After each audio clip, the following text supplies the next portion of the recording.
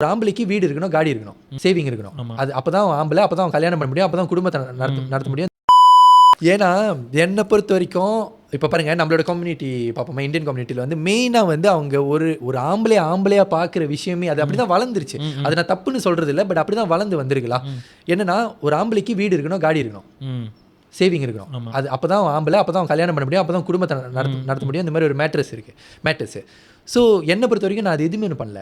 வீடு வாங்கலை, காடி வாங்கலை, ஒன்றுமே இல்லை, சேவிங்கும் இல்லை. பட் அப்போ அவார்டு வாங்கியிருக்கேனா?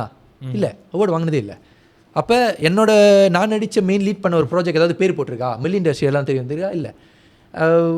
நெட்ஃப்ளிக்ஸில், அமேசான் ப்ரைமில் தான் வந்திருக்கா? இல்லை. ஸோ எந்த வகையிலையும் நான் எந்த சாதனையும் படைக்காத ஒரு ஆள், நான் போய் என்ன அடுத்த ஜெனரேஷனுக்கு வந்து அறிகுறி சொல்கிறது, இப்படி செய்யுங்க அப்படி செய்யுங்க அப்படின்னு சொல்லிட்டு என்ன சொல்கிறதுக்கான தகுதி இன்னும் எனக்கு வரல அப்படின்னு சொல்லிட்டு தான் நான் எந்த ஒரு இன்டர்வியூ போனதில்லை.